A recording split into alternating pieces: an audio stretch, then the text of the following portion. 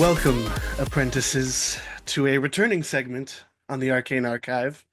We have Metatalks coming back after our many, many episodes of Cautionary Chronicles. So excited. We are back to nerding out over words in a book and numbers on a page and Oh, it's been so long. cool, new, and sometimes not so cool new things.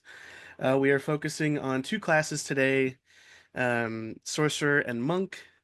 Ooh. Comparing the two from the 2014 Player's Handbook and now the 2024, the 5.5 edition, as I like to call it.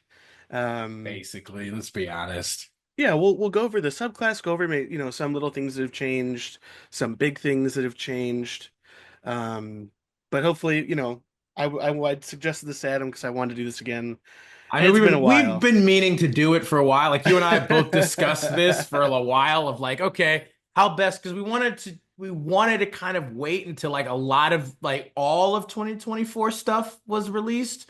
I think has everything been released at this point? I don't know if the Monster Manual has yet Monster Manual, or I think, is not. out in January or February. Oh, so it's the DMG then that we're still Yeah, waiting DMG's on. out. No, Okay. DMG is out. Oh, okay, gotcha. Player's Handbook's out. Monster Manual is not. Monster. So I was right the first time. Gotcha. Okay. Yeah. DMG is. That's what I thought. I was like, I have it right over there. Like I don't even want like.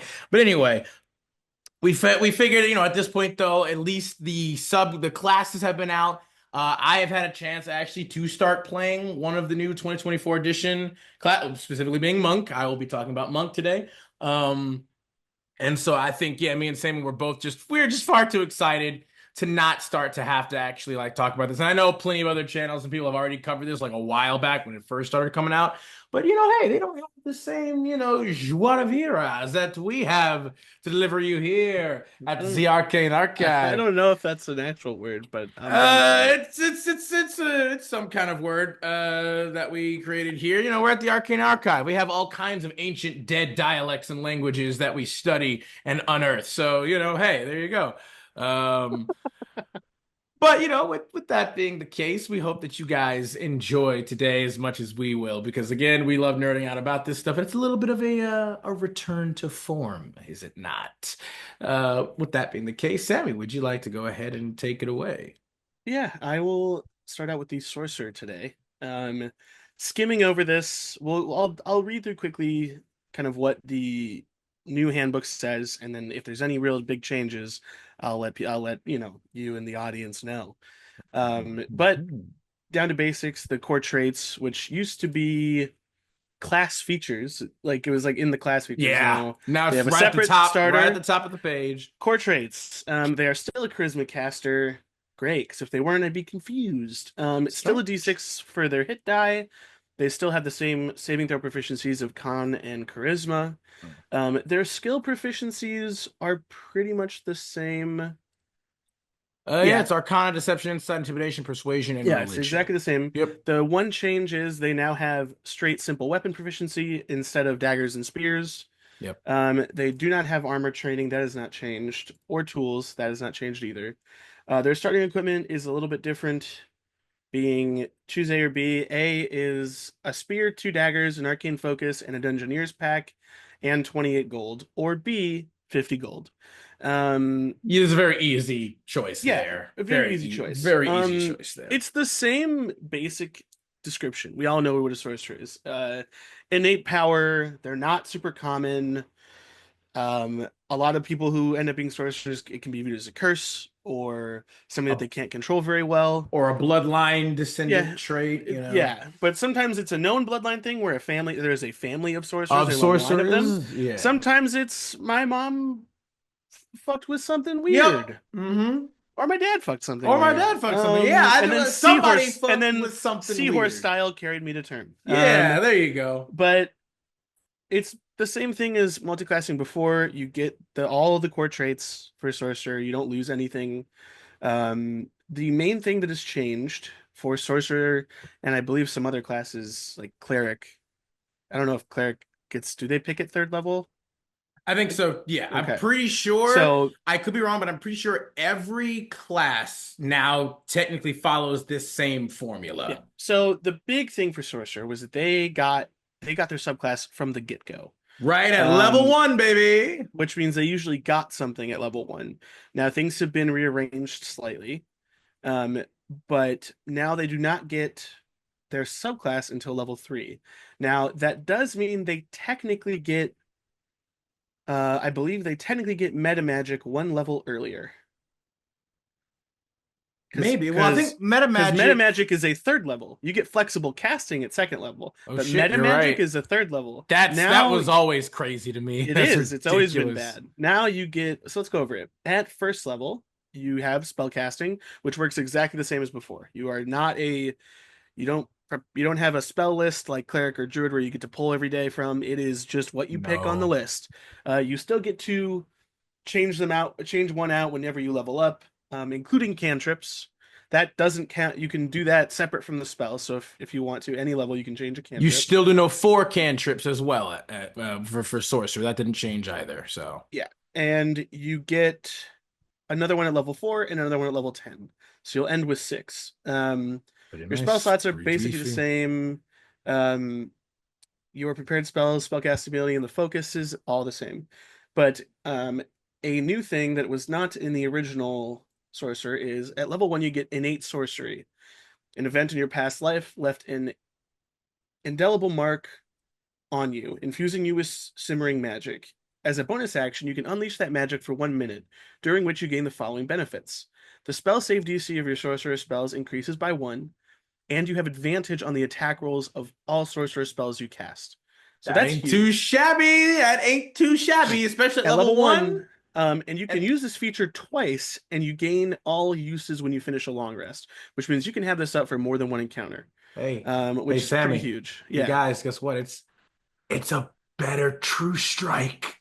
yeah. It's Hey, just look, true strike that it's works. but it's not an action. But that's exactly why it works. It's a So bonus action. so what you're saying is I should still take True Strike. No, no, Oh, you should oh my never. I bad. mean, I don't. True Strike is even actually a thing as like Did it they? was. What is it now? I I don't don't even think they know. got rid of it, but I think I think it still is technically True Strike, but it's like But it's not True Strike they anymore. definitely switched it up. Ah, okay. So I'm pretty sure. I'll Hang have on to a look at minute. True Strike. Yeah, hang on a second. Let's see this thing real quick. Just for the fucking lulz. Yeah, here we go. New True Strike. It's still an action, but guided by a flash of magical insight, you make one attack with the weapon used in the spell's casting. So now it technically has to be done with a weapon. It can't be with a spell anymore, which to be fair, it didn't really do much anyway. So I guess, fine, whatever. But either way, you do it as part of an attack. So Similar technically to like speaking, Booming Blade or all those other exactly. ones. Yeah, like, fucking Green Flame Blade or whatever. The attack uses your spell casting ability for the attack and damage rolls instead of using strength or dex. So that's another Oh, helpful so it's aspect. a melee thing. That's what I'm saying. Yeah, So it's if I have a dagger specifically. on my person, I can stab somebody with magic. Well, it's not even just melee. It's just any weapon. Any weapon. It doesn't have to be a melee attack. It can also be a ranged attack because it can also still use your personal spellcasting ability That's to hit cool. I like something. that. Yeah. And it's like if the attack Like, deals damage, it can be radiant or the weapon's normal damage type, your choice. And when the cantrip upgrades, whether you deal radiant damage or the weapon's normal damage, the attack deals extra radiant when you reach levels 5, so you get an extra d6, 2d6, and 3d6 eventually. So it's actually like it's not terrible. they completely rehauled the Yeah, that's not entire even the same thing. thing at It's all. not the same thing Who's at it all. available to now? It's specifically available to Bard, Sorcerer, Warlock, and Wizard. Okay, makes sense. So Okay, yeah, yeah, no, honestly, the whole thing, like it is, they kept the name, but it is a completely different spell at cool. like 100%. I like that. Yeah. So, Um, hey, so you can use this now I might actually use also. that. Yeah, you can use this now with your innate sorcery too on top of that. And you literally Yeah. just get what True Strike should have been in 2015, Yes. 2014 edition. Yeah, yeah. But which now Little- means you'll get both Font of Magic, which is the explanation of sorcery points, which none of that has changed. Yep. Um, which is a little unfortunate. I was hoping they would bump that up maybe a little. But Nope, they did not. sorcerers never get any respect. Never really any Um, respect. but I mean, it's fine. I think Well, let's just hope. at least they didn't ruin, like they didn't like they didn't like nerf it, which thank God. Well, what could you nerf about this shit? We already talked Yeah, profusely about the. but you do now at level 2 get both the font of magic and meta magic, That is true. You get both of which is those, so that's huge. nice. And Which let's makes more sense, also. I'm pretty sure the only thing that has changed for meta magic is seeking spell. If you make an attack roll for a spell and miss, you can spend one sorcery point to reroll the d20, and you must use the new roll.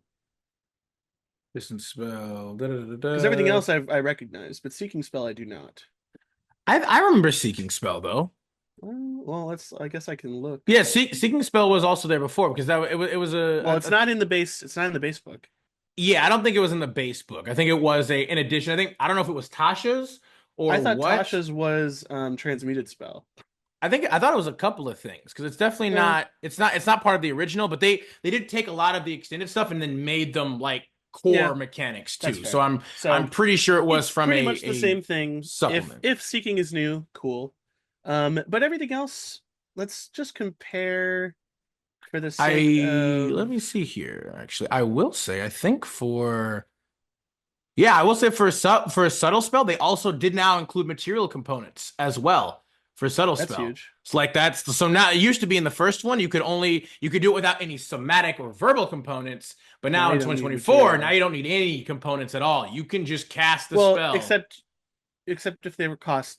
Well, It doesn't it says specifically material components, except material components that are yeah, consumed by the assumed by the spell, spell or that have a cost or that have a specified in the cost. material. Yeah. So there are lots of spells with consumed stuff that just doesn't have a cost. Yeah. So that you So do have that to would pay be something just attention. to look out for. Like, but Um, most spells don't automatically consume their no, a lot of stuff. material components Even a or lot of have the a ones gold that have, cost. yeah, even the ones that have a gold cost don't necessarily consume. So Yeah, there's some leeway there. yeah, for sure. It's definitely just better because you can just cast a fireball now without anybody noticing, Yep, or just whatever else. You could disintegrate somebody without anybody noticing. it'd be Uh, funny. it'd be pretty great. It'd be I very like funny. that, and one of the best parts too is so many of these things only cost one sorcery Yeah, point it now. is nice. It is It's nice. only one instead of it being like all over the place on like two, three, maybe one, but another two. Like just like, it's like, hey, it's just like it's just one for most of them now. Not all of them. Some of them do have like still like two, like heightened spell is still two. The quicken spell is two sorcery points They now. did change. They did change twin spell. Actually, never mind. Quicken spell was actually two sorcery points before too. Never mind. I take it back. Yeah, twin They spell's changed different. They changed Twin Spell. Cast this using high slow slots an additional creature. You can spend one to increase the spell's effective level. That's not what? Okay, I get it. Okay, never mind. I just misread that for a second. Target additional you can spend to increase the spell's effective level. So you can't twin spell haste anymore. I guess not, but no, maybe you can because No, because haste never targets more than one person, does that's it? true. No, you're right. So twin spell Um, now is to just it it's to can only bump up stuff that would target more That people. yeah, that already does. So, but then you can't do that with your cantrips then either. Like you couldn't do that with like Firebolt then. Like Uh, they can be cast with a higher level spell slot to target an additional creature. You can spend. Yeah, they kind of nerfed Twin Spell now. Like that kind of sucks. What like okay, get what is the point? What is the point of this? It's just like you can just spend a sort. And you do so basically you can just choose to use a sorcery point, I guess, instead of a higher level spell to activate this effect then. Like, but that becomes incredibly like specific then. Like there are very few spells that specifically target other creatures at a higher level now. Like I guess you could do it with like hold person or charm person. I feel like most yeah, of these spells have the word person in them. What is yeah. this? So they basically killed twin spell.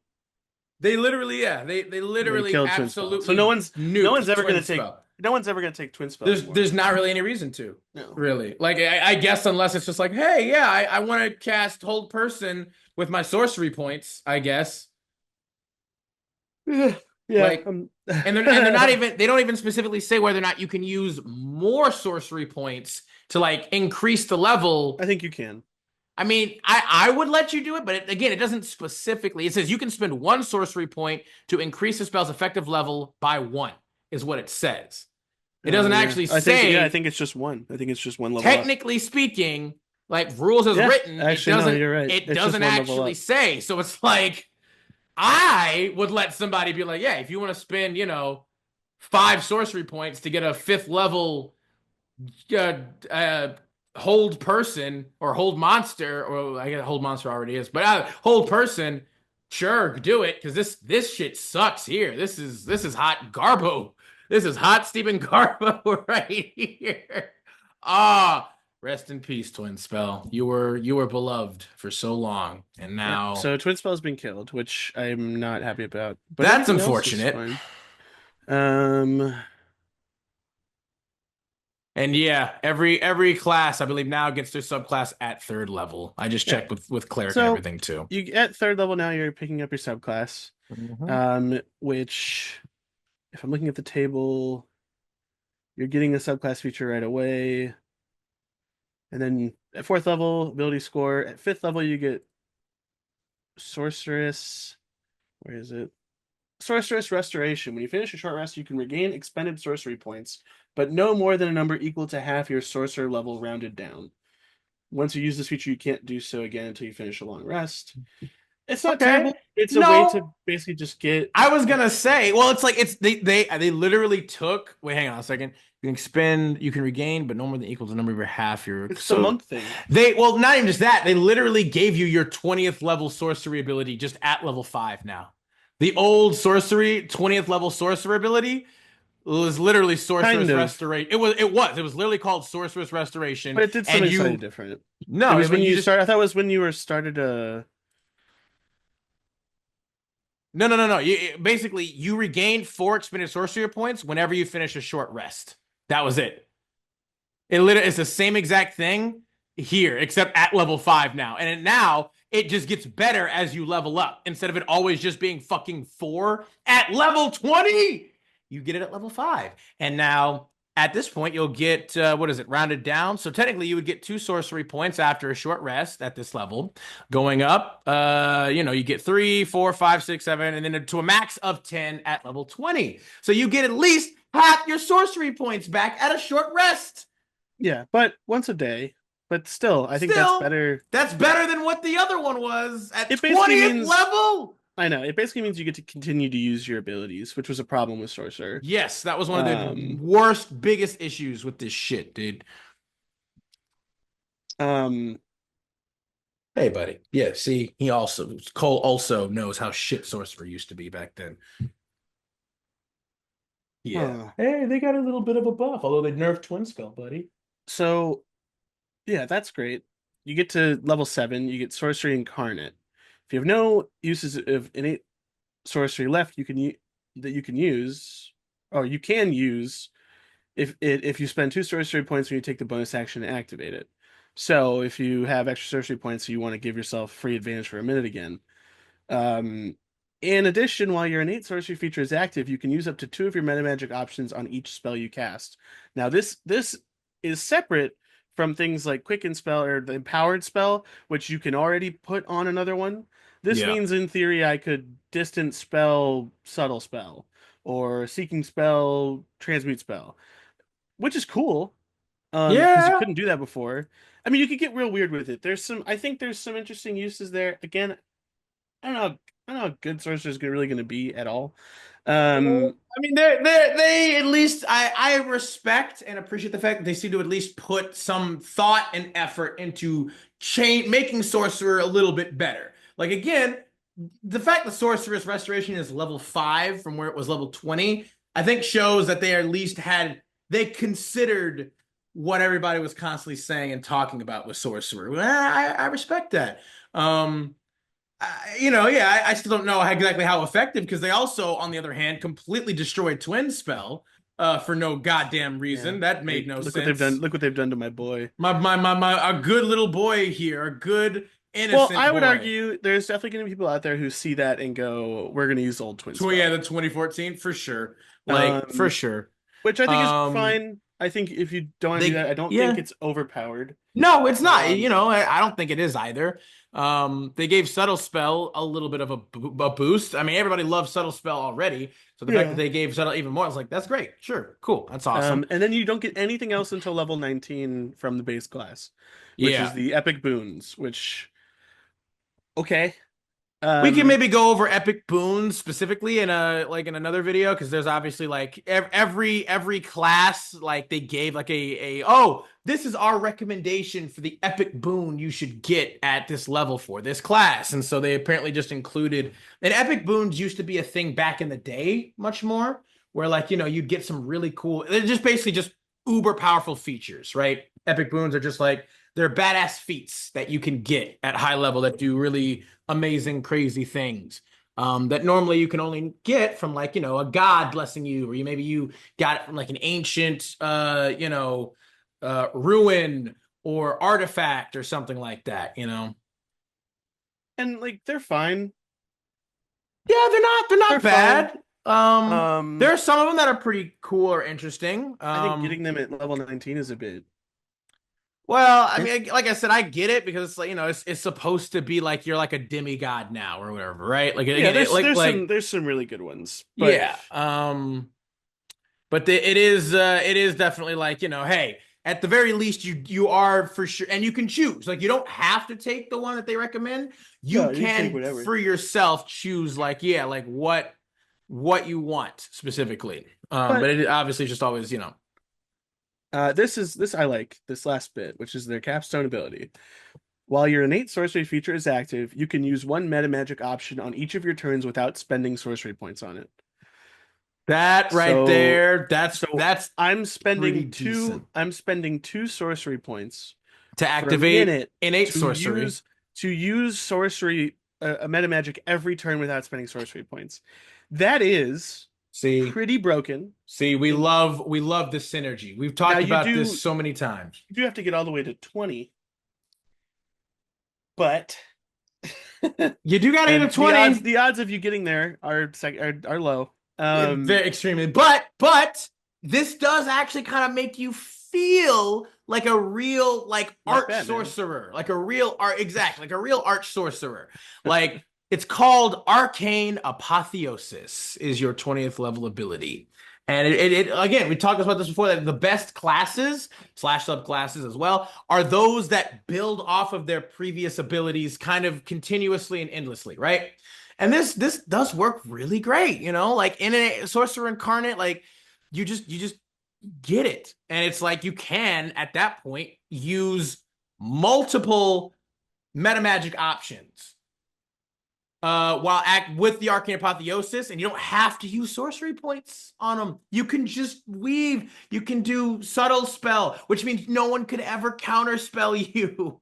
You can just use subtle spell every turn, and then empowered spell along with that. Like no one could stop you from casting Yeah. spells the entire time. That's crazy. That's like what it was for an archdruid back in 2014, where it was like they could just cast any spell they wanted to as well, unless it had a cost. And so it's like, yeah, that's pretty badass. Again, yeah, you won't.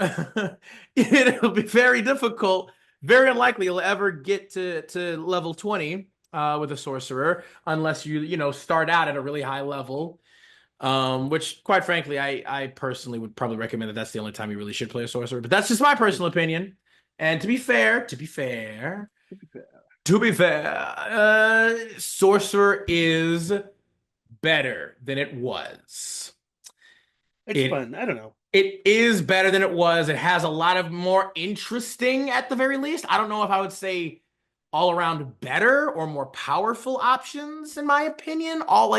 But Twin there spell is a are. huge twin spell is just a huge That's a huge thing. hit. It's a huge blow. It's a huge blow. But the subtle spell with the material components is still decent. That's nice.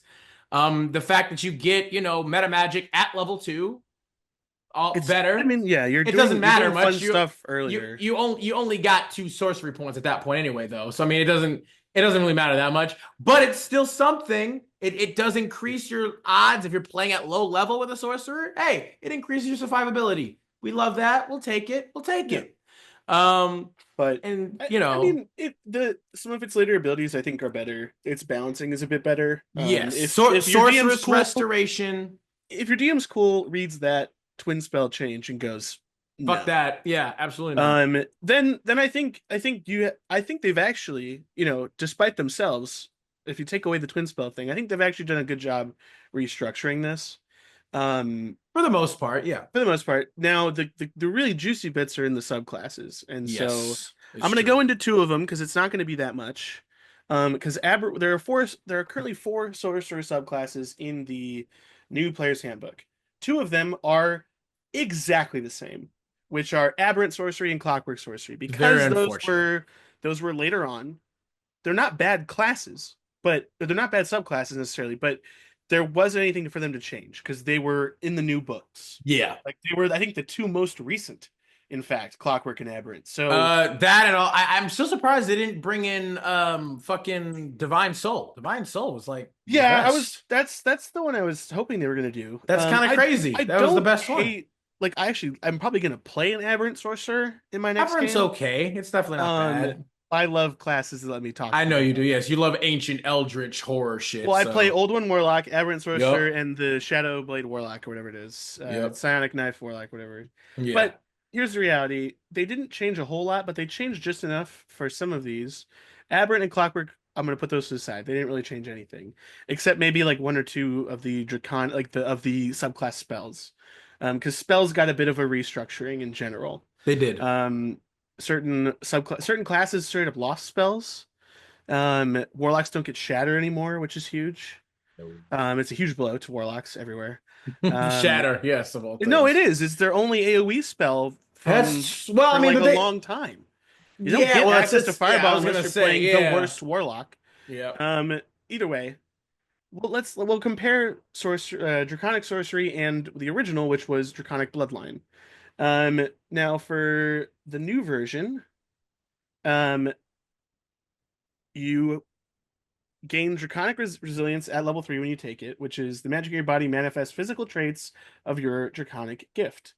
Your hit point maximum increases by 3, and it increases by 1 whenever you gain another sorcerer level. So It's you'll not get bad. 20 extra hit points if Yeah, you get to level 20. yeah. It's not bad. That's not bad. You know, It's like again, discount tough. more survivability. Yeah, Love that. exactly.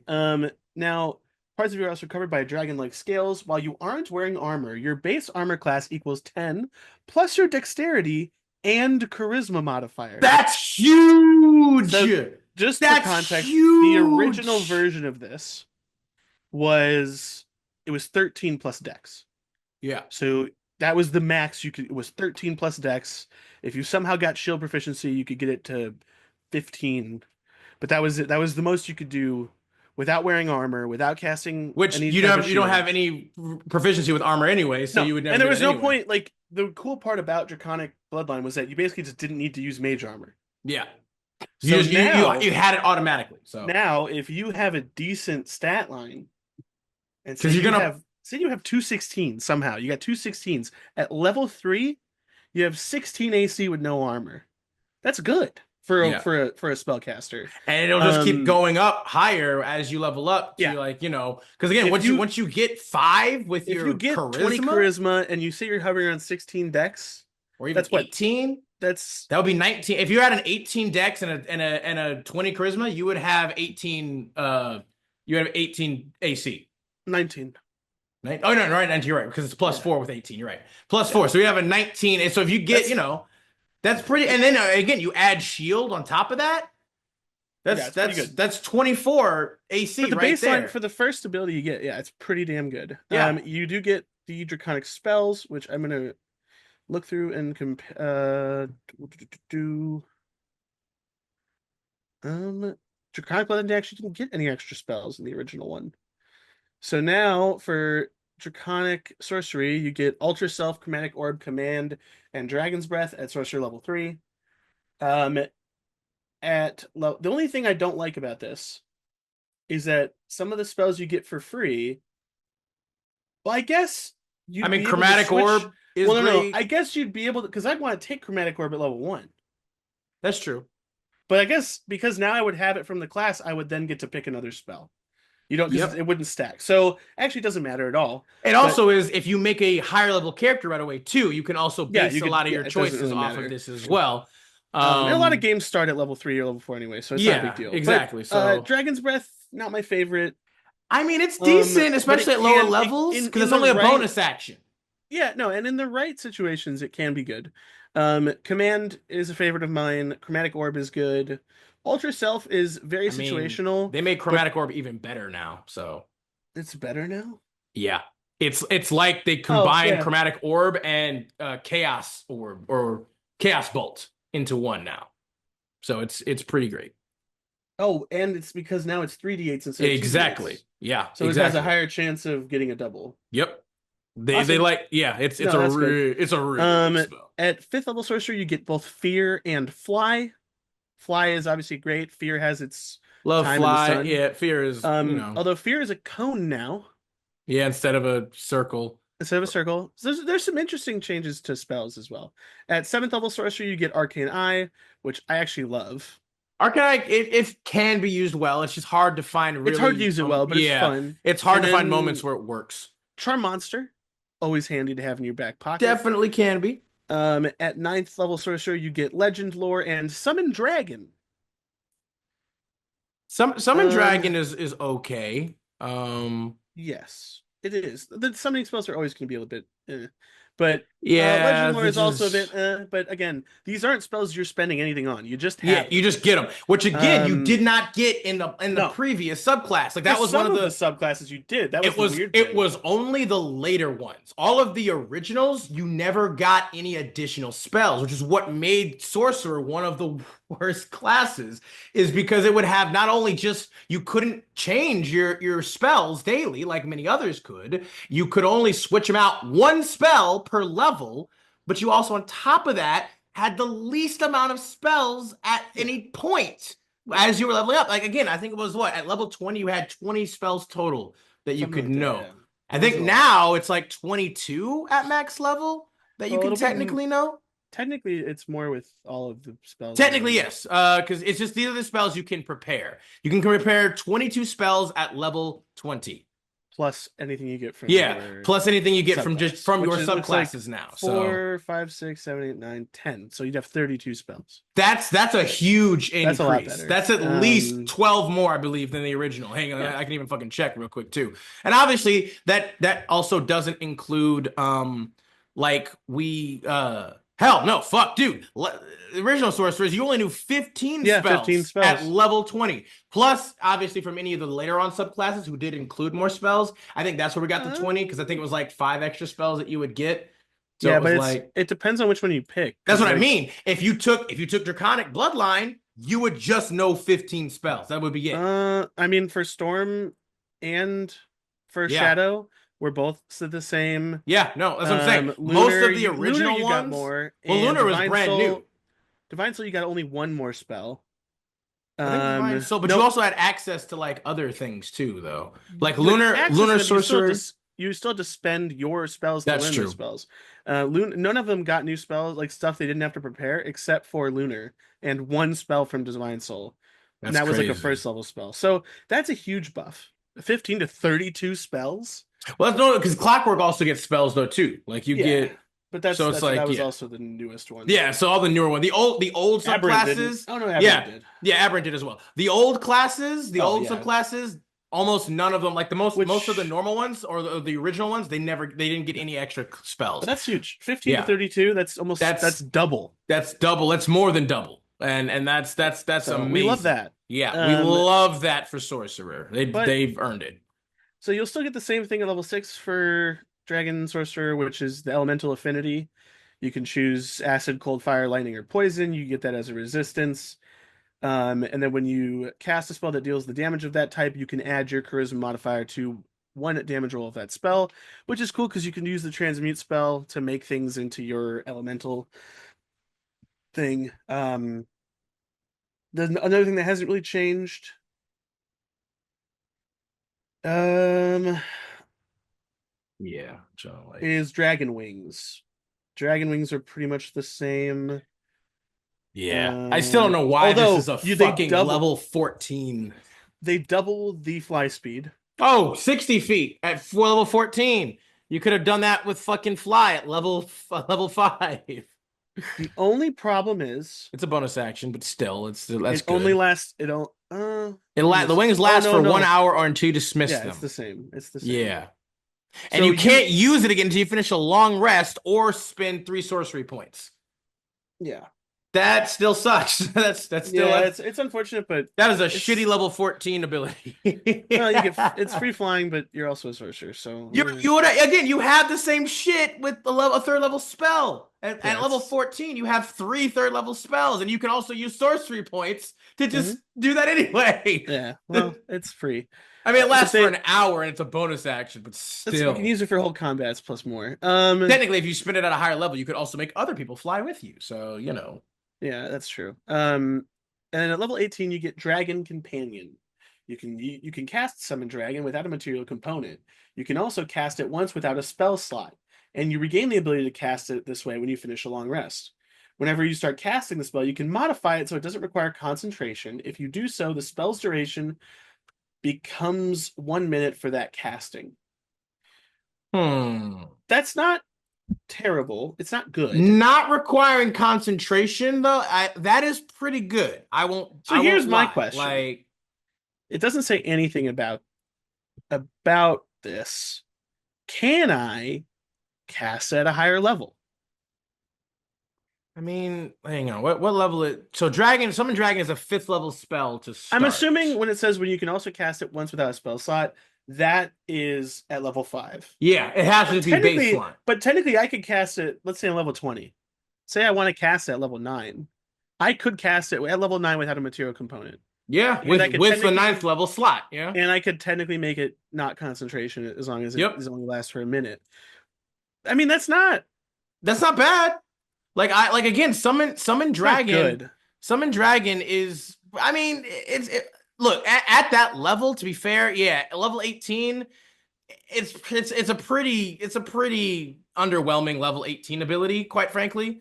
Because I mean, That's like, really but I that's mean, I really will bad. say though, the strength of it does increase, obviously, like you said, with the level. So at 9th level, the AC of the dragon will be 23. Uh, it would be 140 hit points, I believe. Or no, sorry, for each level above 5. So it'd only be 90 hit points total, I think, which isn't great. No, maybe maybe 100. I'm not sure because it says it's plus 10 for each spell above 5. So if it's like 9th level, that's 4 more. So it'd be 10. So yeah, it'd be 50. So I think it'd be 100 hit points total, right? Because it would add. Yeah, either way. Fly speed is 60 again, not great, especially. Um, Strength modifiers, multi attack. Does the multi Uh, attack is interesting because it makes a number of rend attacks equal to half the spell's level rounded down. so that I mean So that's pretty crazy. That would be 4 rend attacks then. yeah, At 9th level, plus the damage. Uh, the damage also increases by the spell's level too. So it would be the spell's level plus. Oh no, it's 1d6 plus 4 plus the spell's level piercing damage. So it would be 1d4 or 1d6 plus 4 plus 9. So it would basically be a d6 plus 13 damage. I mean that's nothing to sneeze at. Um, the breath weapon is pretty fucking terrible though. yeah. No, there's no reason to ever use it. No, just it would just be the rend. Um, it's got blind Uh, sight. Like it's when you say it gets resistances, so when you summon the spirit, choose one of its resistances. You have resistance to the chosen damage type until the spell ends. So I mean that's helpful. You get resistance to either acid, cold, fire, lightning, or poison damage when you summon it. So I mean it gives you a little bit of defense. yeah, And so it's that's interesting. and Like again, if it's you don't not. have to concentrate on it, like Yeah, it's not. That's not bad. Summoning at level 8 would be the best way to do it. So you'd still get the 4,4 attacks. yeah, but you still have your 9th level slot. Yeah, that would. I mean, that's Um, not terrible. no, Again, it's not horrible, but again, eh. It's again not the best. Like again, the fact you can do it without concentration though is pretty huge. That like, and again, it might only last for a minute, but so does like haste or any other like really powerful spell too. Like Yeah, a I lot of mean, combats, if you do them right, they're not hey, gonna last more than a minute. Like that's 10 I think rounds. it's cool because you can give yourself coverage Yeah, in it's just defense more as well. it's more action economy. Action economy is king. We all know that. So you have this, it's just one more thing that takes either aggro off of you or your friends and can deal decent amounts of damage at this level. Like at level 18, you have ninth level slots at that point. You have all your spell slots. So yeah, you could just summon it at 8th level or maybe even 7th level. Or actually you could go 8th level.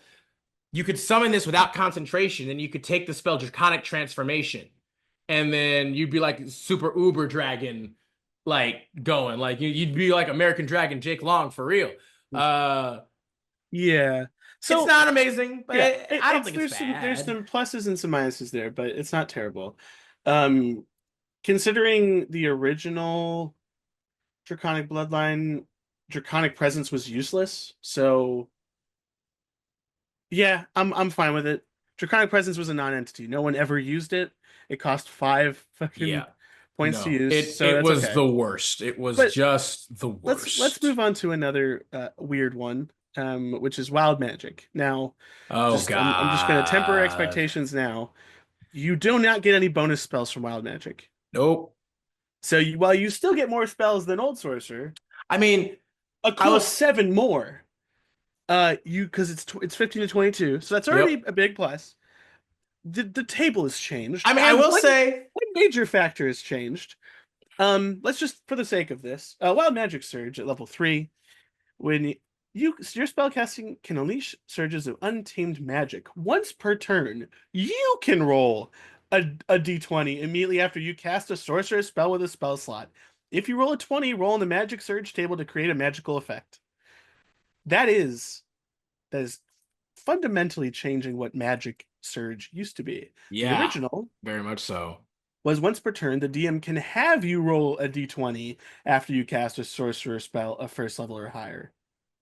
If you roll a 1 on the magic table to create a magic effect, if that is the effect of the spell, it is too wild to be affected by your mana magic. So like that was he wanted you to roll the d20, and if you rolled a 1, you had to roll on the table. Yep. Now, most tables had different rules for wild magic anyway, but this is huge.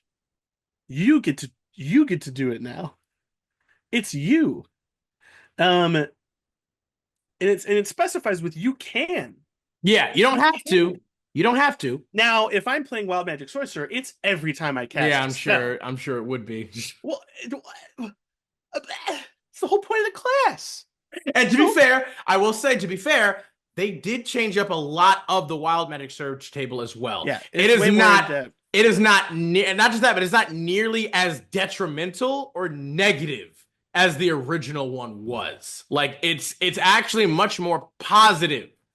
And that's why I think also they made it where it's like if you roll a 20, you can do on the magic table. And so it's like even if you roll like it's a D100 still, but even if you roll like a 1 through a 4, which hang on, let's go ahead and check the other one real quick. Um Modron, gives fireballs and so let's just compare these two real quick. Um yeah, so if you rolled back in the original one a 7 or 8, you cast Fireball as a 3rd level spell centered on yourself.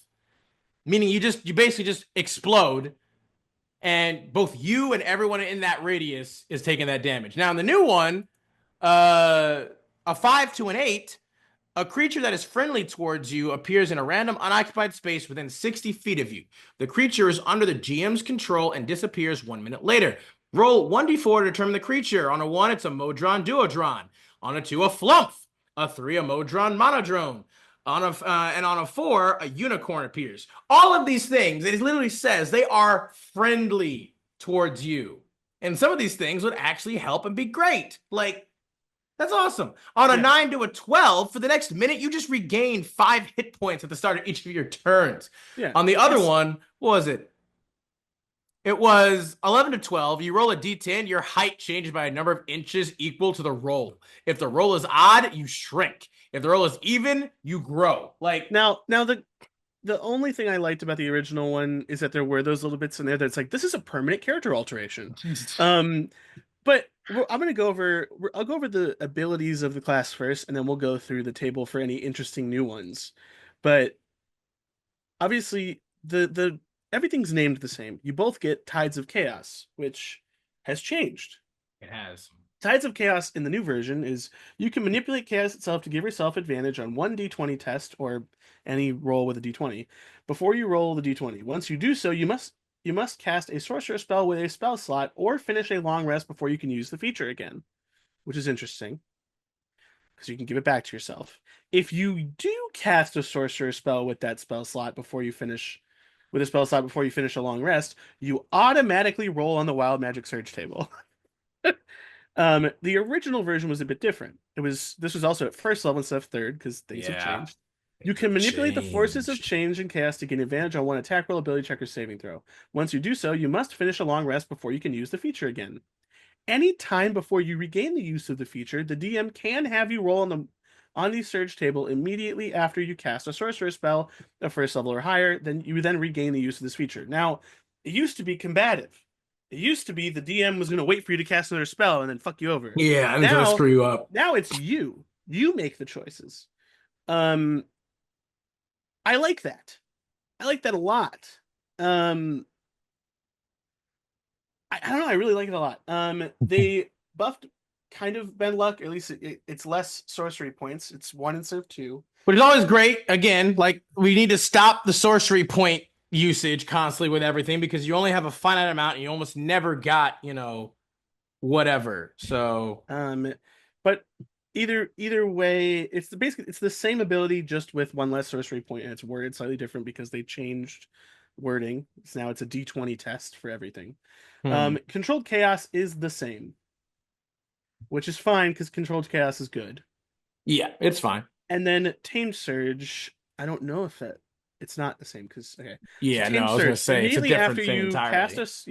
immediately after you cast a sorcerer spell with a spell slot, you can create an effect of your choice from the Wild Magic Surge table instead of rolling on that table. You can choose any effect in the table except for the final row, and if the chosen effect involves a roll, you must make it. Once you use this feature, you can't do so again until you finish a long rest. You can choose I mean, any of them except for the final row. the final row, which is cool. I mean, yeah, like honestly, like Having some, because, and we'll go over why that's cool. So there's some interesting ones in here. very much so. A Um, lot of them are much more detailed too, which is kind of crazy. Like yes. it's like, Like creatures have disadvantage on saving throws against the next spell you cast in the next minute that involves a saving throw. That's a little bit redundant. You are subjected to an effect that lasts for 1 minute unless the description says otherwise. Roll a d8 to determine the effect. You're surrounded by faint ethereal music. You increase your size by one category. Oh, wait, they just put them all into one. yeah, Awesome. That's they great. just condensed everything for the Yeah. most part. For the next minute, all your spells with a casting time of one action have a casting time of a bonus action.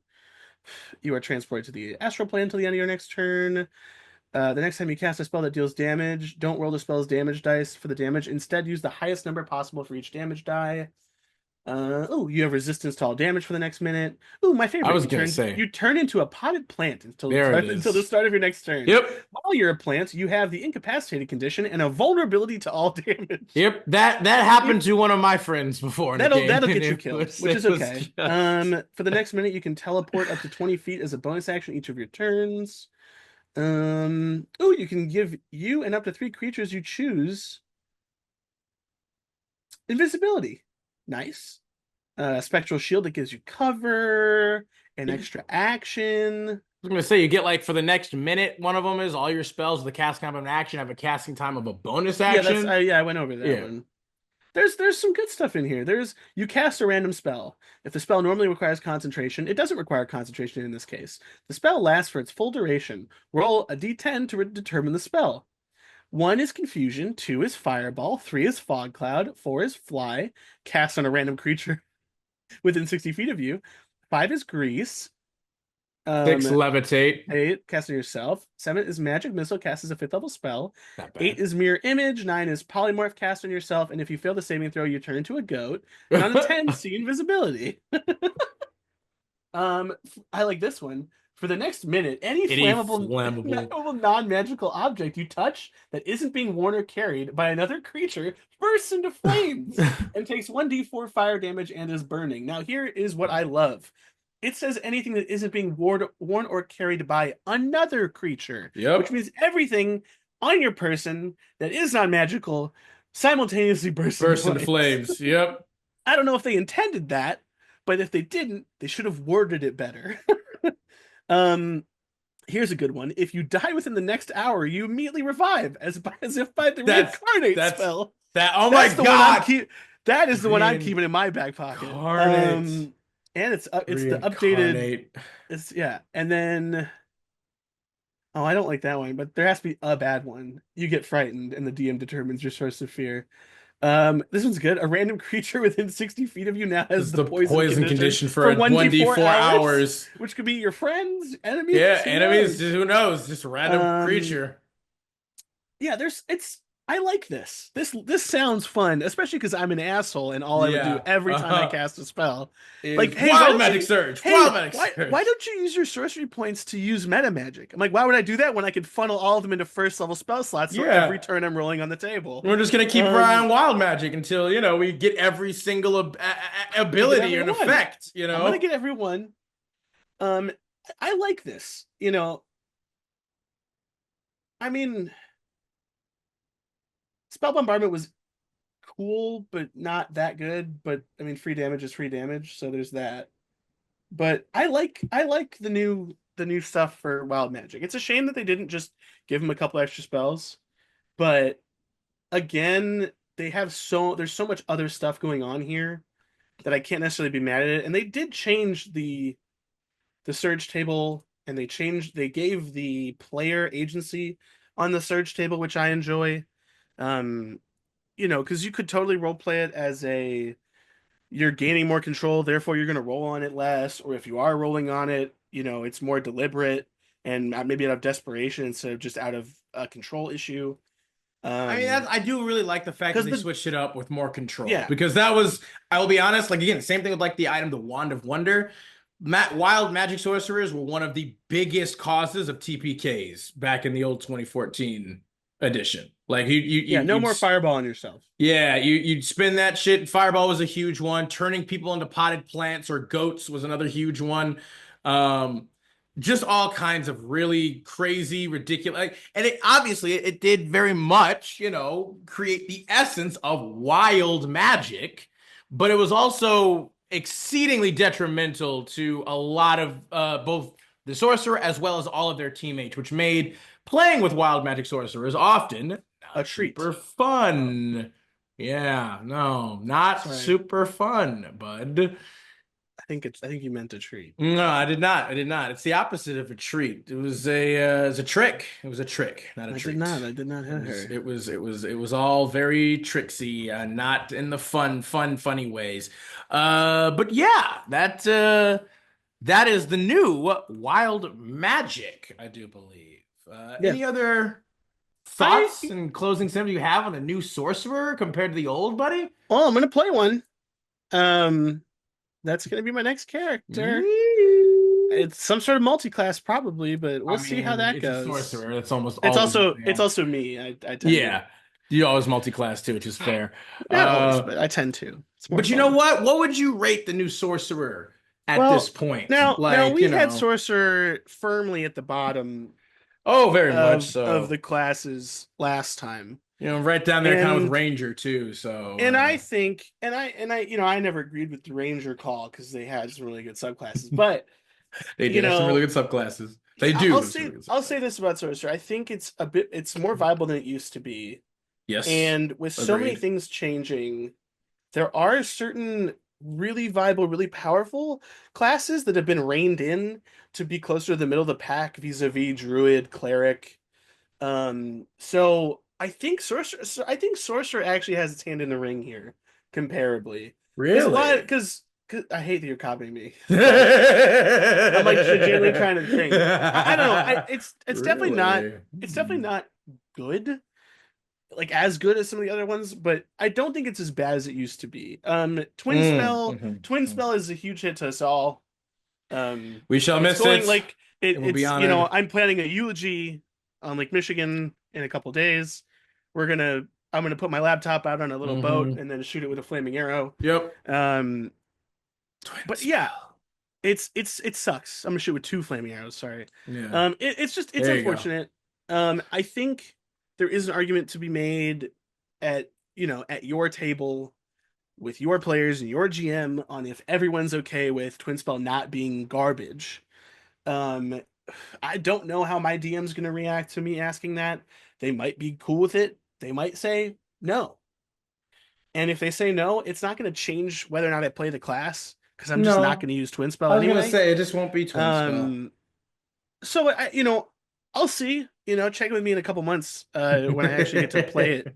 But I don't know. I think the major downside of sorcerers was their point usage, which I think has been amended somewhat, A little bit, and a little and bit. their amount of spells, That was a which has huge one. definitely been amended somewhat. Yes, yes, it Because has. even if it was like five spells, I would have been like, oh sweet. That's I still get to extra, yeah. fix. I get to Now it's know like more now it's spells. like 12 more, Now it's 13 now more, yeah. it's either yeah, it's either seven. Well, no, it's either Because it seven more or 13 more, something like because that. like yeah, because that just baseline at level 20, you can prepare 22 spells for a sorcerer now. Old one was fucking 15. It's Yeah, 15. So it's that's seven more huge. spells right off the bat at base. And now, along with that, most of the subclasses that they offer do also give you some more spells that you Yeah, can utilize. So that is still, yeah, that's still pretty great. That's awesome because that was one of the biggest problems. I very much, I do agree with much of what you said as well. I definitely think that they did buff Sorcerer. I don't think that this is like a nerf in any way or even like, just neutral, no real change. Like I do think this was a much needed buff. Um, Obviously, I think like, a lot of the improvements here or there, they're not, they're not super intense or stark. They're a bit negligible to being like something that's decent enough. But definitely, like you said, I personally do feel much more confident about having a sorcerer be more viable because that's obviously one of the biggest appeals of sorcerer is that they are a charisma based spellcaster. They're a charisma wizard, or at least that was kind of the idea or the desire for it, where it's like, hey, you also get much more social ability along with your magical proficiency and flexibility. The yeah, obviously being is though, like back in the old sorcerer, your magical flexibility was basically nothing. You couldn't do it. Like sorcerer was my first class I ever played. Um, and it was just like very disappointing compared to when I literally was playing with a wizard that first time as well. I was like, damn, wait, he can do that? Why can't I do that? Like, hang on.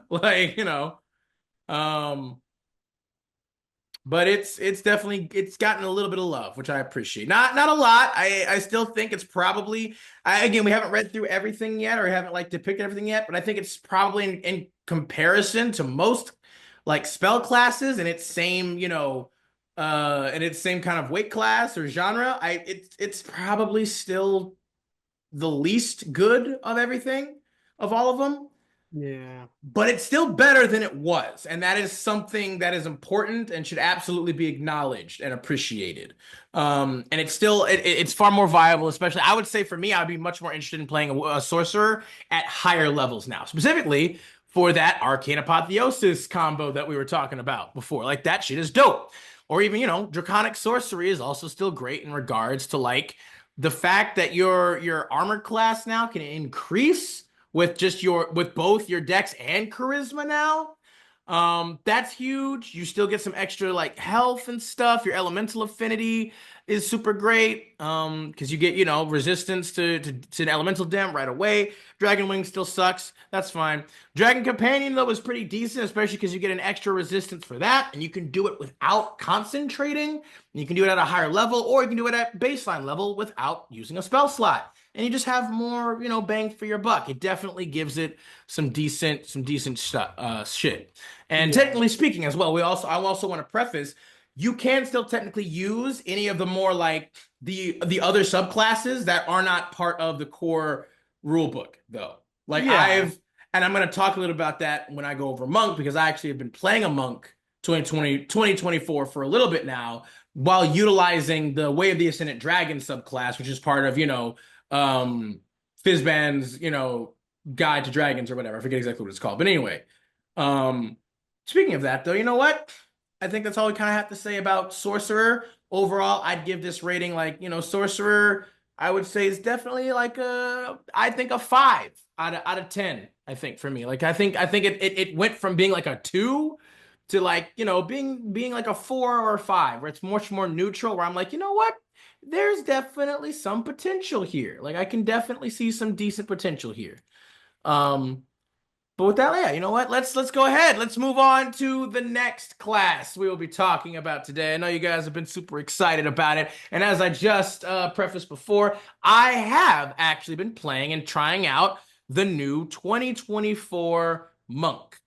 Specifically, though, utilizing not the new subclasses that they added to the player's handbook, but I have I have like looked through it and seen like they did change a number of things about some of the subclasses. Um, I will specifically be talking about Way of the Open Hand as opposed to Warrior of the Open Hand now. But for now, let's go ahead. Let's just start with the baseline Monk 2024. As you know, again, we all know what a monk is. Monks use like rigorous combat training and mental discipline to align themselves with the multiverse and focus their internal reservoirs of power.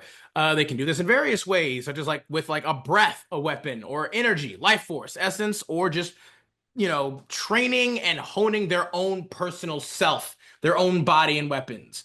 Um, they are so the basic aspects of monk right away, their core monk traits, as we also said before, is like the same as the previous, class features.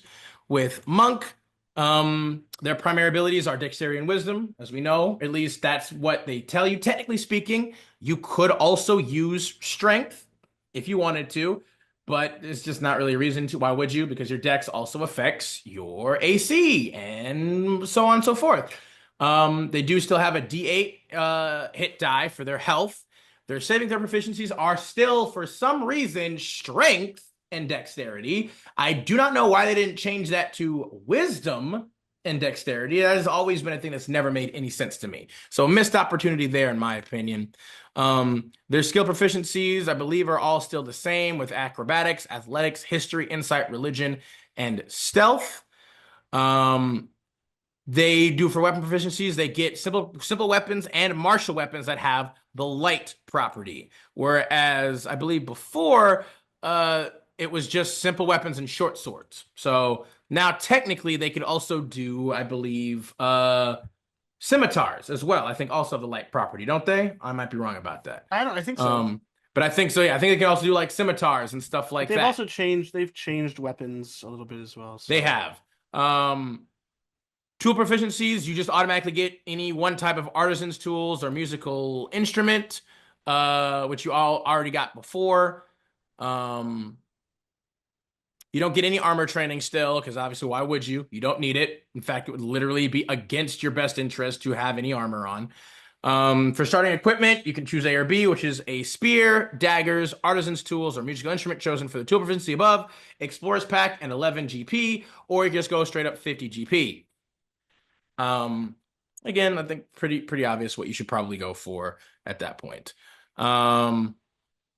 But yeah, starting at level 1, as I believe with the previous class as well, you get obviously your main thing, martial arts at level 1. Your practice of martial arts give you mastery of combat styles that you use for unarmed strike and monk weapons, which is simple weapons, simple melee weapons, as well as martial melee weapons that have the light property. Uh, you gain the following benefits while you're unarmed or wielding only monk weapons and aren't wearing armor or wielding a shield. Now, one thing that they did actually change is you can do a bonus action now for just an unarmed strike. No, Like that was just that was like that before. well, no, you could, but only if you attacked first. And then you could do a bonus action to do one unarmed Oh, strike if you wanted. Now you can just do it at any point. It, like before, it always had to be like after you did an action to use an attack, you could then use a bonus action to then attack one more time. Now you can just do it regardless. You can do like an action to like cast a spell or activate a thing, and then still as a bonus action, unarmed strike.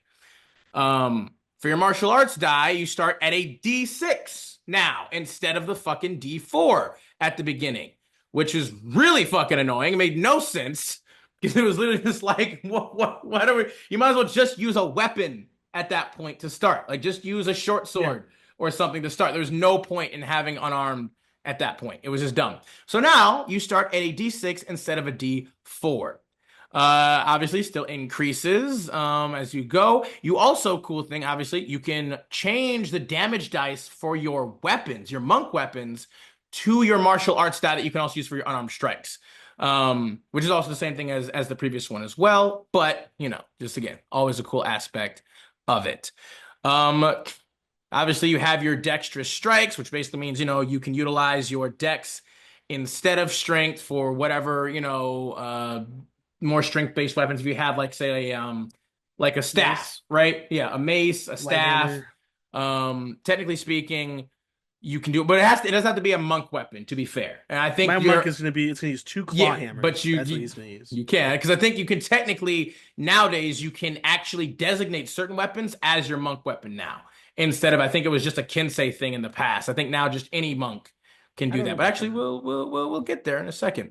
In addition, what's really cool is they completely revamped like the grapple system in the game, which makes it far more viable, especially now for monks. Because with your dexterous strikes, in addition, when you use the grapple or shove option of your unarmed strike, you can use your dex modifier instead of your strength modifier to determine the save DC. So one thing you guys might want to know if you're not already in the know is for grapple slash shove checks or contests now, they're no longer contests. It's literally just a DC now that you have that the opponent has to make to resist it. It's no longer like both of you are rolling a check to see who wins. It's literally, hey, you have a set DC for your ability, and they have to roll a saving throw now in order to resist it, or they get affected, which I think Yeah.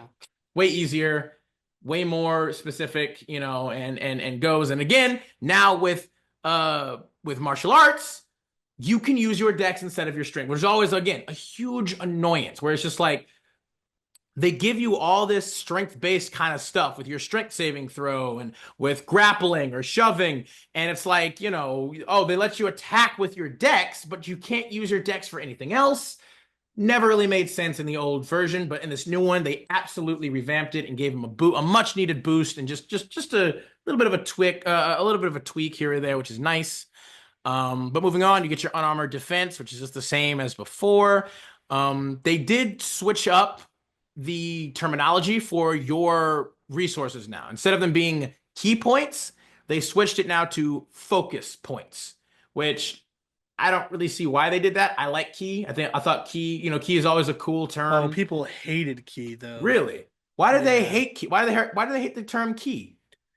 Because it was It was too when monks were Eastern. added, yeah, the people hated it because D&D, the people have always looked at it as it's Easter, it's a Western fantasy, and people You're right. hate You're right. There key. was a stigma about that. Yeah, I There don't. still is a stigma. There I are tables that still don't allow monk at the table for some I reason. I've never understood. That seems really stupid to me. But It either is way, very stupid. they changed the terminology to call them focus points now, which whatever. Um, they function exactly the same as they always did. You can get a focus point back after finishing a short or long rest. You get all of them back, same thing as it was before. The DC 8 plus your wisdom modifier and proficiency bonus, I believe, is also the exact same as it was before. Yep. So that's no change there. One thing that I will say though that they did change specifically is your like the abilities that you can utilize your key for. Like some of them now, with the initial three are Flurry of Blows, Patient Defense, and Step of the Wind. You can now just use both Patient Defense and Step of the Wind as a bonus action without expending any key. Like you can just use the baseline version without any focus points, excuse me. Flurry of Blows, you still do need to expend a focus point to do that, but there is also a really cool addition to that later on down the line. But that you still need to expend one focus point to use your 2 unarmed strikes as a bonus action. But for Patient Defense, you can just take the disengage action as a bonus action.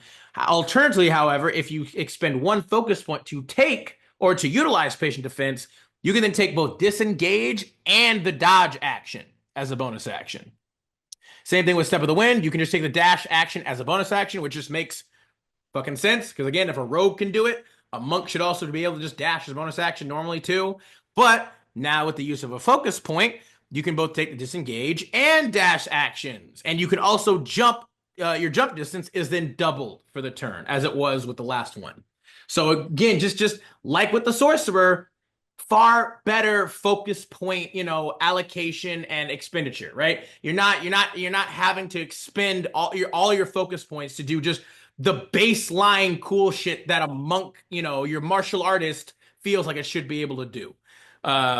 You're able to use your movement and your dexterity, your quickness without having to constantly just burn through your focus points immediately. At level 2, they still get unarmored movement, but they get the ability also uncanny metabolism, which is particularly nice because when you roll initiative, you just regain all expended focus points. When you do so, you roll your martial arts die and regain a number of hit points equal to your monk level plus the number rolled, which is a little strange. Oh, no, sorry, a number of hit points, excuse me. So you literally not only get all your focus points back, but you then also regain a number of hit points equal to your monk level plus the number rolled. So that's level 2 already. Incredible viability. And to be fair, you also are only going to have 2 focus points at this point. So that's exactly why it's like, hey, when you roll initiative, you get to do this. However, you can only use this feature once every long rest. But it's still at level 2, that's huge because you're most likely going to burn through your 2 focus points pretty damn quickly in any fight that you do. So literally, as soon as you roll initiative for the next fight, you basically have double your focus points. You have 4 focus points instead of just 2 per day, which is great.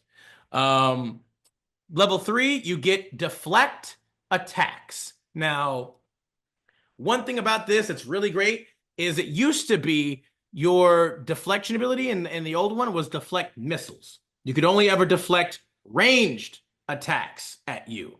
Ranged weapon attacks at that. You couldn't deflect like magic range attacks. You could only deflect like, bullets, arrows, crossbow bolts, darts, whatever. It had to be a physical thing that was flying at you. With the new update, you can literally deflect any attack, whether it be melee or ranged, that hits you, that specifically does at the start bludgeoning, piercing, or slashing damage. So you can literally you can reduce the damage that hits you by 1d10 plus your dexterity modifier and your monk level. And if you reduce the damage to 0, just like in the original one, you can expend a focus point to redirect some of the attack's force. If you do so, you can choose a creature within 5 feet of yourself if the attack was a melee, or a creature within 60 feet of yourself that isn't behind total cover if it was a ranged attack. That creature must succeed on a dexterity saving throw or take damage equal to 2 rolls of your martial arts die plus your dex modifier. And the damage type is the same dealt by the attack. So that right there, that is a huge bonus at level 3. Where it was like before, it was only ever ranged attacks that you could do, where now it's any attack that deals bludgeoning, piercing, or slashing damage. And you can expend 1 focus point to redirect any of those things. And it's now a save instead of like for you, it's like it was like a to hit for you before. Now again, it's a saving throw for them to resist the effect. Just much more streamlined, easy, but also this is far more applicable. I have been loving and utilizing this constantly when I've been playing, and it is such an amazing increase, I would say, to the monk. Like I loved it so much. And just a little spoiler for you, actually. Down the line, this ability gets upgraded to where you can redirect or deflect energy. Meaning at that point now, you can deflect any attack coming at you, whether it's force damage, fire damage, lightning damage, whatever else. It's just any damage type. So you can deflect you could deflect any attack. psionics. Yeah, even thunder damage. Like even psychic damage, technically speaking. Like it's just any damage type, which is amazing. That is, to be fair, that is a level 13 ability. But at that point, yeah, that's amazing. But we were getting a little ahead of ourselves there. At level 3, you also gain your monk subclass, as you no doubt would say, because again, every class at this point gets their subclass at level 3. Level 4, you get your ability score improvement like normal, and you also gain access to Slow Fall, which I believe is the exact same as before. Essentially, at level 4, you can take a reaction when you fall to reduce any damage you take by an amount equal to 5 times your monk level, which is exactly the same as the previous ability. Great ability, super helpful, very simple, awesome. Level 5, you gain your extra attack as well as your stunning strike. It's basically the same exact thing as the last one, except actually, it's a little bit of a difference, I will say. It's only once per turn as well this time. It's no longer you can you can just spam this shit as many times you want focus points or have focus points. Now you can only try to stunning strike a creature once per turn. You can expend 1 focus point, or I should say, once per turn. Yeah, once per turn when you hit a creature. So basically, yeah, you can only stun them. You can only stun them once. At most, you can only try to do it once. Yes. The target must make a con save. On a failed save, the target has the stun condition until the start of your next turn. So it used to be in the original one, you could not only you could just keep spamming stunning strike, but also if they failed, they were then stunned until the end of your next turn. Meaning you could come around, you could stun them, wait till it's your turn again, and then hit them all over again while they're stunned, and then try to stun them again. You could literally just endlessly spam and literally stun lock a creature if you wanted. Now they stopped that, so you can't really do that anymore, at least not to the same extent. It's once per turn when you hit once per turn when you hit a creature with a monk weapon or armed strike, you can expend 1 focus point to attempt a stunning strike. If they fail, they are then stunned until the start of your next turn. And even with that though, they did nerf it, but I will say even with that, they did say on a successful save, the target speed is still halved until the start of your next turn, and the next attack roll made against the target before then will have advantage. So it's still almost like it still partially succeeds no matter what. Even if they make the save, you still will partially stun them, which is still nice. So they gave a little bit of a caveat, a little bit of a thing there, because they're like, yeah, this ability is way too busted and broken, so we're gonna nerf it. But no matter what, even if they make the save, they will still technically have some kind of a detrimental effect imposed on them. Moving on to level 6, Empowered Strikes. Now, this is a little bit different as well than the 2014 version. 2014 version was basically just it was key Empowered Strikes, and they basically your attacks were just magical now to overcome resistance and immunity to non-magical attacks. All of your attacks are just magical now.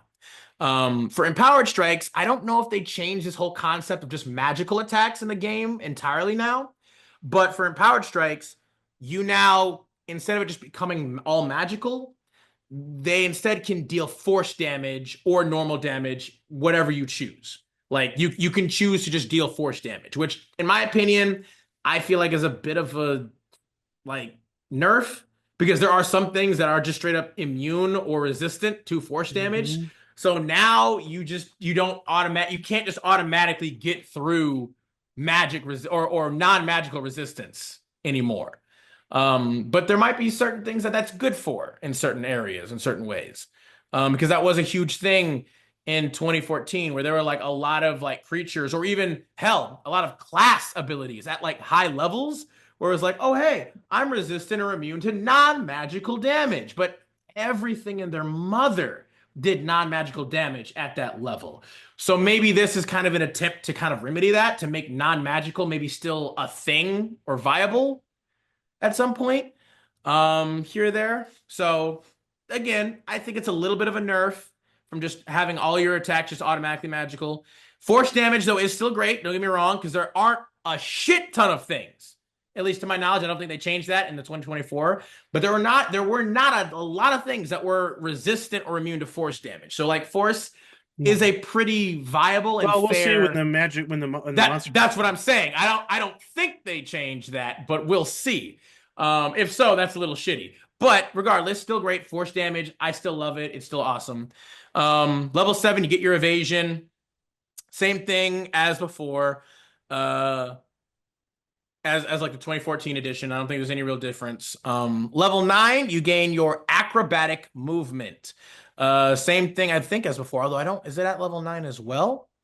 Yes, it's at level 9 as well. It's usually just your unarmed movement improvement, but this time they changed the name. Basically, you gain the ability to move along vertical surfaces and across liquids on your turn without falling during movement. So, like we see all the cool acrobatic shit that like martial artists do, like Crouching Tiger, Hidden Dragon, when they're like, jumping across the water or like they're running up walls and shit, wall running. You can do all that shit now. Same thing as before. Level 10, I believe, is slightly different now. They got rid of, I think, the purity of body now. You no longer have that.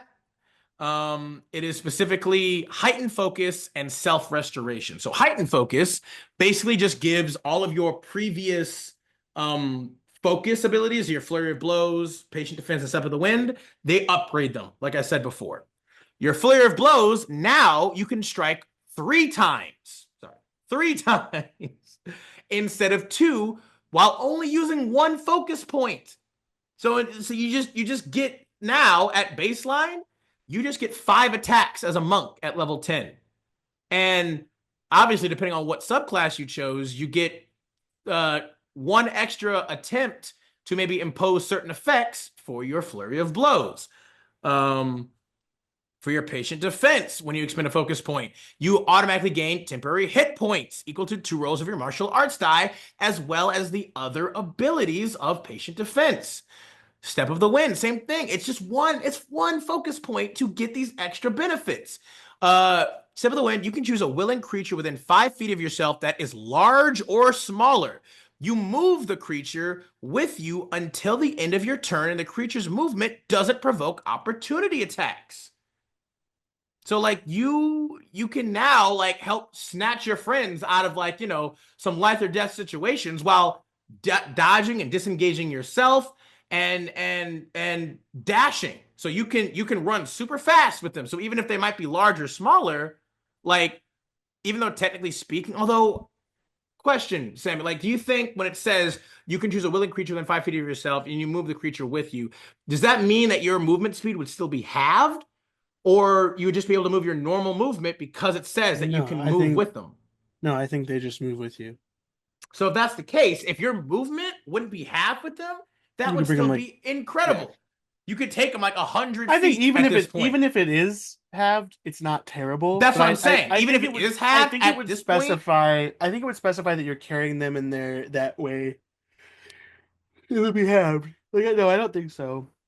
I think that's just how it works. I mean, I would assume so as well. But like you said, even if their speed is halved, because you're using Step of the Wind, you're dashing, meaning your speed is doubled anyway. And so you're still technically going to be moving your normal speed, either that or double your speed the entire time with them, which is amazing for getting out of bad situations. Um, like I said, you also get self-restoration at level 10. And that basically kind of, I guess, is supposed to replace like your purity of body ability at level 10 for the previous one. And it's essentially like through sheer force of will, you can remove one of the following conditions from yourself at the end of each of your turns. I think it's basically like I love it because it's for free. it's a combination of stillness of mind and purity of body. Because like you also don't get stillness of mind anymore, but this is basically what this is. Because you originally got stillness of mind at level 7 with your evasion, which basically was like as an action, you can end one effect on yourself that's causing you to be charmed or frightened. Now with self-restoration at level 10, it's basically the same thing where it's just like, yeah, you can just remove at the end of each of your turn, you can just remove a charmed, frightened, or poisoned condition on yourself. And in addition, you don't need food or drink to not keep yourself from being exhausted. So Yeah. basically, if you don't eat or drink, you don't gain levels of exhaustion. You still need to like rest, but you don't need to eat or drink, which is nice. If you're playing maybe like a more realistic survival game kind of thing. Um, but for sure, just like through sheer force of will, like you just can instantly not be charmed or frightened anymore at the end of your turn. That still means that you do have to take a turn under the effects of one of these things, which kind of sucks, but at the same time, I think it's part of the whole, it's a little bit bullshit to just be immune to everything. So yeah. Well, I mean, there's like at some, least the other one though was you did still need to technically use your action to end like charmed or frightened, but it was true like purity of body, you were just immune to disease and poison at that point at level 10. Which like like disease and poison wasn't really a huge thing back then anyway, unless you were like again playing a very specific kind of campaign or in a very specific environment. And so it was like it didn't always really apply anyway. It was almost kind of worthless in a lot of instances. So self-restoration, I think, not only provides like a little bit more risk, where it's like if someone does charm or frighten you, you will still technically take at least one turn of that effect. Um, before it just goes away. And then even with poison, like if you aren't immune to poison. I mean, you can still take poison damage for one, but you just don't take the poison condition anymore, or you only suffer from it again for one turn. So yeah, I think that is a fair, more balanced trade out. So I'm perfectly cool with that. I already talked I about am as well. again level 13 deflect energy. You can now just deflect attacks against any damage type, not just blood computers. Like just it's just so fucking good. It's so great. Again, I will say they do have to be attacks specifically. Anything where an individual is rolling to try to hit you. It doesn't count for like a dragon's breath weapon or like a fireball that explodes or covers like an area of effect, and you have to make a save. It specifically attacks against you. And obviously, one of the biggest caveats too is you have to use your reaction to do this. So you can only technically, most of the time, do it once per round because you can only get your reaction once per round. But still, super fucking good. Love it so much. Because you can literally deflect and like redirect firebolts back at people, like fucking Poe from Kung Fu Panda, the second movie where he's like they're shooting those cannonballs at him or whatever, and he's like it throws it back at them. You can do that shit now. It's awesome. Um, Level 14, though, is Disciplined Survivor. Your physical and mental discipline grants you proficiency in all saving throws. It's the same thing as Diamond Soul, basically. Proficiency in all saving throws, and then, yeah, you can, whenever you fail a saving throw, you can expend a focus point to re-roll it and use a new roll. They just changed the name for some reason. Again, I don't know why. Like, Diamond Soul was fine too. I don't know why they changed it to Disciplined Survivor. Um, but moving on to level 15, you gain the ability Perfect Focus. Um, and so that replaces your Timeless Body ability. Uh, which again, I like Timeless Body, but I did feel like it was kind of just like a lesser version of like the Druids. I think it was also Timeless Body. I think they were both called Timeless Body, actually. They just worked slightly different. The original level 15 ability for Monk was Timeless Body, and it's like your key sustains you so that you suffer none of the frailty of old age, and you can't be aged magically, which would rarely, barely ever happen to anyone in a game anyway, so not really applicable. But you can still die of old age, however, but in addition, you no longer need food or water. Again, we already got that ability in the new one in 2024 with self-restoration at level 10, so the food and water thing doesn't matter. But perfect focus, completely different. When you roll initiative and don't use your uncanny metabolism, you still regain focus points until you have 4 if you have 3 or fewer. And that, my friends, is literally the old Monk's 20th level ability of Perfect Self. That's literally just what Perfect Self was at 20th level for the old one. So they switched it now and they put it at level 15 instead of level 20. So now, no matter what, at level 15, you will always have at least 4 focus points.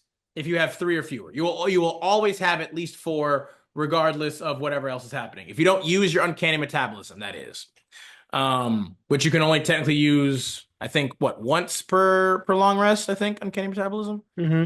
Yeah. You So you'll so have yeah, one once good you can't use it one, again. and Yeah, you'll have one instance where you just get all your focus points back, and then from that point on, if you use all of them up, or if you have three or fewer, you'll always at least have four. If you're still gonna have having to be fighting. Um, After that, level 18 is the next one, and you gain superior defense. At the start of your turn, you can expend three focus points to bolster yourself against harm for 1 minute or until you have the incapacitated condition. During that time, you have resistance to all damage except force damage. And this replaces the monk's empty body ability, which was basically almost the exact same thing, except one, it's one less focus point.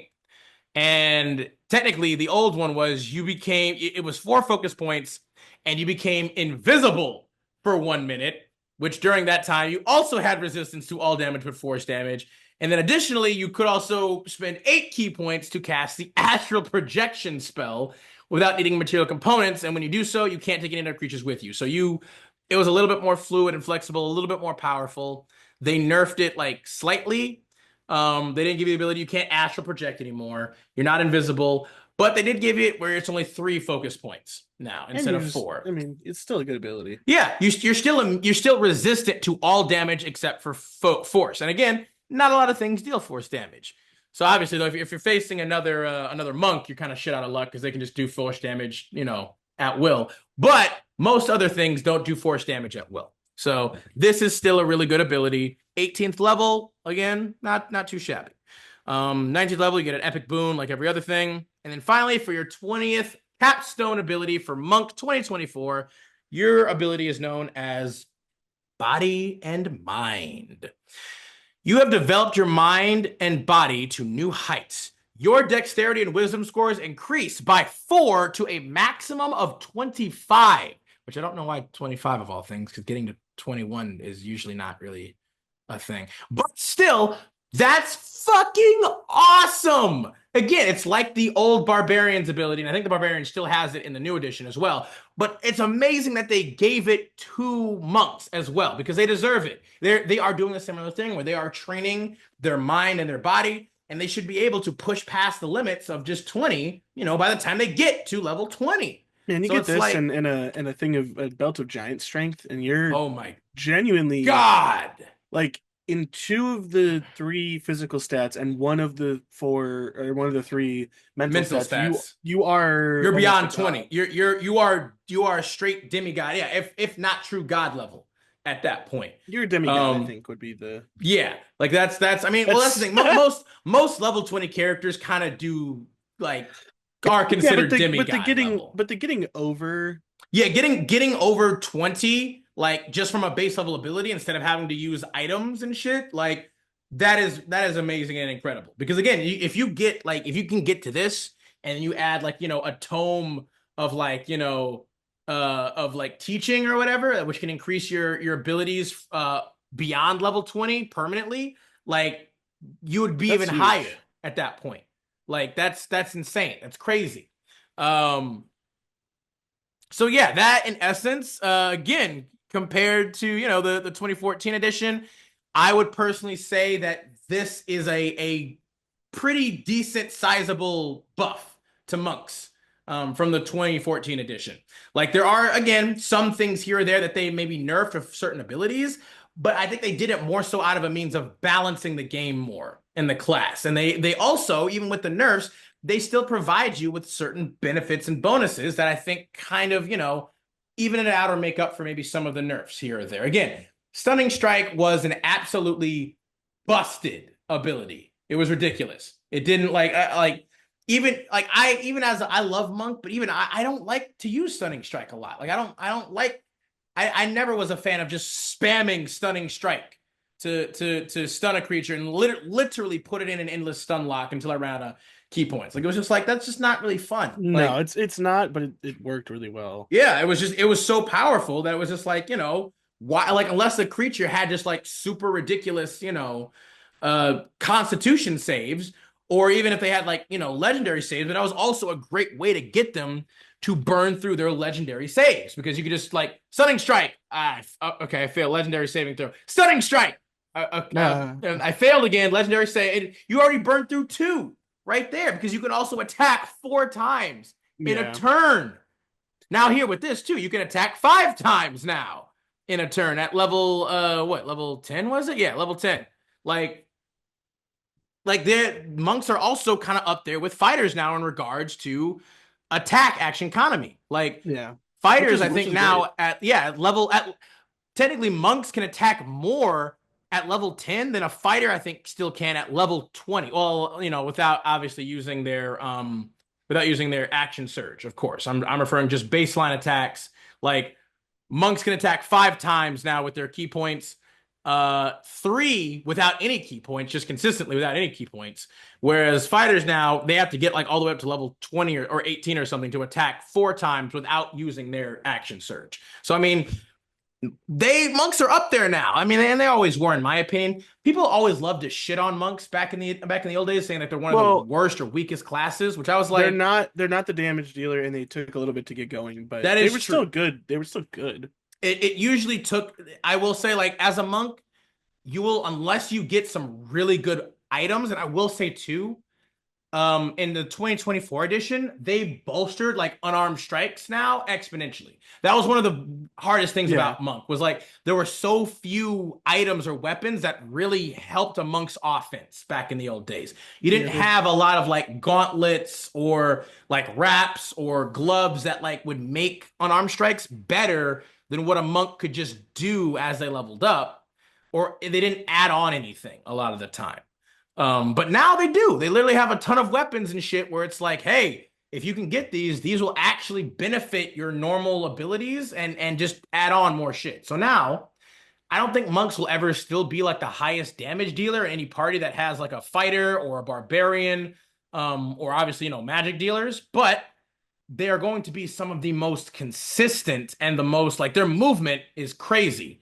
And they're still going to deal the most consistent damage, I would say, as well as being able to like, have crazy movement and control over the battlefield.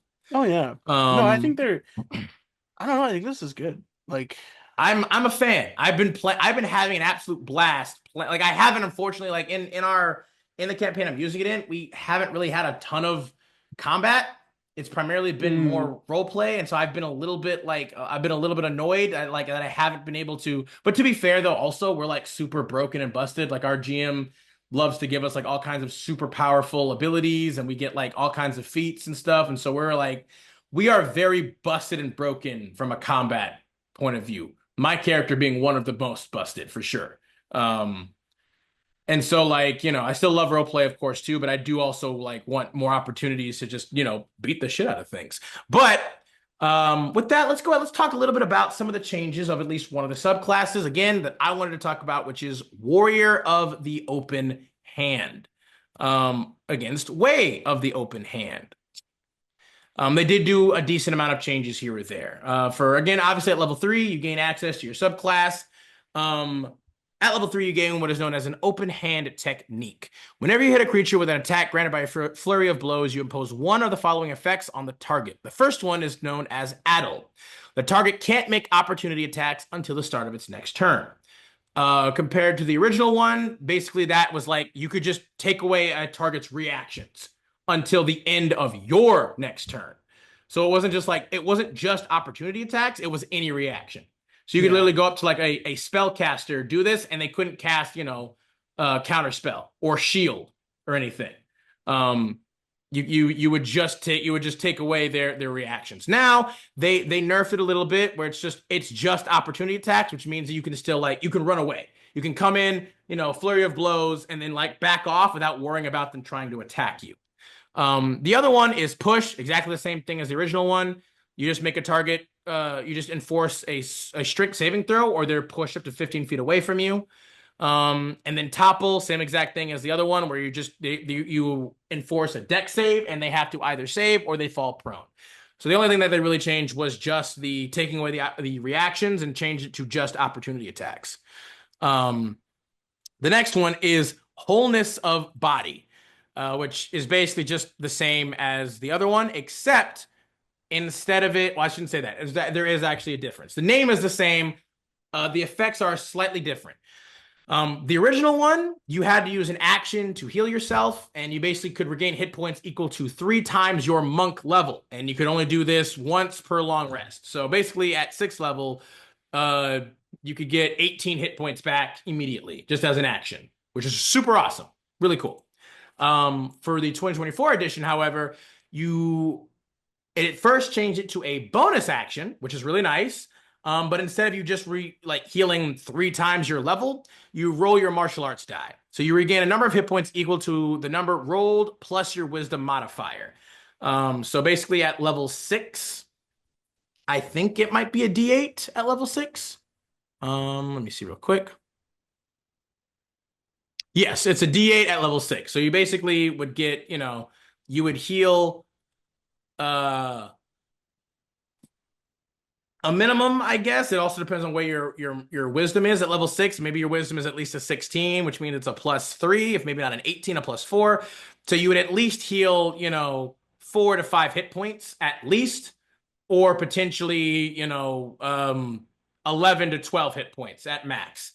Which again, compared to 18 just instantly is, it varies quite a bit. However, they also switch it up and saying you can use this feature a number of times equal to your wisdom modifier, minimum of once, and you regain all expended issues when you finish a long rest. So again, the higher your wisdom, you can use this multiple times instead of just like the one, panic button that costs an action. Yeah. It's now bonus action. You can do this multiple times as long as you have, depending on what your wisdom modifier is. So again, it further kind of incentivizes you to increase your wisdom high as well as your dex, because not only will your AC go up, but so obviously will your focus point saving throw DCs, Mhm. but also with this subclass, your healing capability as well. Great thing, great thing. I'm not mad at the change personally. The next one is going to be at level 11. And they completely changed the ability from the original one.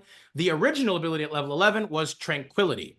You can enter a special meditation that surrounds you with an aura of peace. At the end of a long rest, you gain the effect of a sanctuary spell that lasts until the start of your next long rest. The spell can end early as normal. The saving throw DC for the spell equals 8 plus your wisdom modifier plus your proficiency bonus. So basically, that was a really cool ability back in the day because you just you couldn't really be surprised, or at least it was super hard for anyone to surprise you, or even to attack you before you attacked them. So it was basically like just an inborn force field, basically. Like an enemy could not attack you without getting through your sanctuary ability first, until of course you attacked him or did something that would break the spell. And you just got that. It was every long rest. You just had that now for until if you didn't get into any fights or until you got into a fight, which was great. Now for the level 11 ability, they change it to what is known as Fleet Step. So when you take a bonus action other than Step of the Wind, you can still also use Step of the Wind immediately after that bonus action, without again using a focus point. You can just do that. Now, you could spend a focus point to get the extra benefits of Step of the Wind, but regardless of anything else, you can just dash if you wanted to after any other bonus. You just always have more movement now. Always. You could do bonus action, flurry of blows, get your 3 extra strikes in, and then immediately just dash away. Or you could spend another key point and dash and disengage at the same time. You are now just exceedingly fast, just constantly, just as much as you want to be. It doesn't matter. You can just move like the wind, ride like the wind, bullseye. And finally, for your level 17 capstone for the subclass, it is still known as Quivering Palm. It is, however, a little bit different. For those of you in the know, Quivering Palm was one of the coolest, most ridiculous abilities in the OG game, especially for Monk. The original Quivering Palm is as follows. You gain the ability to set up lethal vibration in someone's body. When you hit a creature with an armed strike, you can spend 3 key points to start these imperceptible vibrations, which last for a number of days equal to your Monk level, which at this point would at least be level 17 days. The vibrations are harmless unless you use your action to end them. To Hmm. do so, you and the target must be on the same plane of existence. So, basically, what that means is you could just do this on somebody and then leave it alone for at least 17 days. And then at any point, as long as you're on the same plane, you could just instantly end it as an action. So, when you do this, the creature must make a Constitution saving throw. If it fails, it is instantly reduced to 0 hit points. Doesn't matter. It doesn't matter. Just instantly 0. However, if it succeeds, it still would take 10d10 necrotic damage on a success. You can only have one creature under the effect of this feature at a time, and you can choose the end of vibrations harmlessly without using an action if you'd like. So that right there, as you can see, that is a busted ability. Crazy. Super Yeah. powerful. Obviously, any creature with like legendary saves could just make the saving throw. But if you burn that shit out and they somehow fail the con save, they were just done. Like it didn't matter. They were just done. They were out. And even if they succeeded, they still took 10d10 necrotic damage. Like that's crazy. 10d12. Oh, No, for this one, for the original, it was 10d10. But for the new one, again, all basically the exact same. because it doesn't automatically Instead, kill. yeah, instead, now they just took away one. It requires 4 focus points now instead of 3, so they increased the uses of it a bit, which okay, fair enough. It still lasts the same number of days as your monk level, and you can still take an action to end them. However, now you could take the attack action and simply forego one of the attacks to then end the vibrations instead. So if you take your attack action and attack twice, you could forego one of your 2 attacks to then end the vibrations, and then you could still attack with one of them if you wanted to. So that's a nice little addition. That's appreciated. If you're like in the midst of combat doing it, that's still helpful so that you don't have to take up your entire turn to just do that. They still have to make a Constitution saving throw, and so now they changed it though that it's not just like an insta deletion if you fail. Now it's regardless, you're just going to take 10d12 force damage on a failed save or half as much on a successful one. Now, of course, that is still a lot of damage because you could at maximum deal 120 points of force damage if you rolled all 12s, Mhm. which is still a decent amount. Again, odds of that happening, very small. But even with that, they take half as much damage. So it's like, it's not That's still a lot of damage. it's not nearly as good as it was, but it's still a really great like high level ability that a monk that a way of the open hand or a warrior of the open hand monk gets. Like Yeah. that's still a great ability, especially because you also don't have to potentially compromise like your unarmed strikes to do it either, right?